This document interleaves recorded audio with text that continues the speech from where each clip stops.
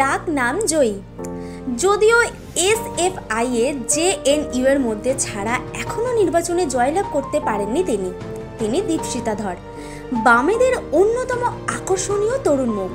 বয়সের ভারে নুয়ে পড়া যখন বামেদের বিরুদ্ধে প্রধান টিপ্পনী হয়ে উঠেছে, তখন বুদ্ধদেব বিমান বসুর দলেরা ভরসা করেছে মীনাক্ষী থেকে সৃজন, শতরূপ থেকে দীপশিতার মতো তরুণদের উপর। কিন্তু ভরাডুবি থেমে থাকেনি। 21-এর বিধানসভায় শূন্য পেতে হয়েছে পশ্চিমবঙ্গের আগের শাসক দলকে। দীপশিতাও দাঁড়িয়েছিলেন নিজের বালি কেন্দ্র থেকে, একেবারে তৃতীয় হয়েছেন। এবারও তিনি বামেদের শ্রীরামপুরের মুখ লোকসভাতে। বিপরীতে তৃণমূলের ডাক সাইডে সাংসদ কল্যাণ বন্দ্যোপাধ্যায়। প্রথম থেকেই ঢিলের জবাব পাটকেলে দিচ্ছেন বামেদের এই কৃষ্ণকলি। ঠাকুরদাদা পদ্মনিধি ধর ছিলেন বামেদের বিজয়ী বিধায়ক, পুরো পরিবার রাজনীতির সঙ্গে জড়িত।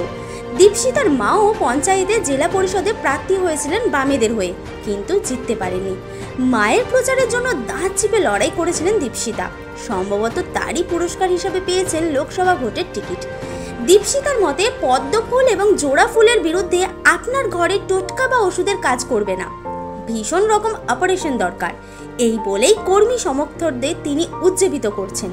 সব সময় দলের কথা বলতে থাকা বামেদের একাংশ স্বীকারও করছেন দীপশিতার সভায় লোক বেশি হচ্ছে।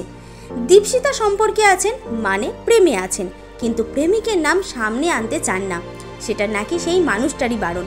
গায়ক শোভন বাম নেত্রীর দাদা হন, যার সঙ্গে আর কিছুদিনের মধ্যে বিয়ে হতে চলেছে নায়িকা সোহিনী সরকারের।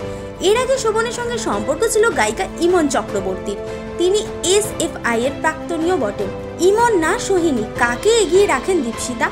একদম রাজনৈতিক উত্তর দেন নেত্রী, বলেন ইমনদি খুব ভালো গায়িকা আর সোহিনীদিও দারুণ অভিনেত্রী। দীপশিতা নিজেও গান পারেন, নাচ করেন, কিন্তু তাকে সব থেকে বেশি দেখা যায় ডাফলি বাজিয়ে স্লোগান দিতে। অনুরোধের আসরে সেই কাজ করতেও হয়। এবার 4 জুন রেজাল্টের পর বিজয়া মিছিলে ডাফলি বাজাতে পারবেন কিনা সেটা সময় বলবে। এমনই সেলিব্রিটিদের হারের খবর জানতে নজর রাখুন টাইমলাইন ক্রিয়েশনে। এই ধরনের আরো ভিডিও পেতে এবং এই মুহূর্তের সময়ের সঙ্গে আপডেট থাকতে এখনই সাবস্ক্রাইব করুন টাইমলাইন ক্রিয়েশন।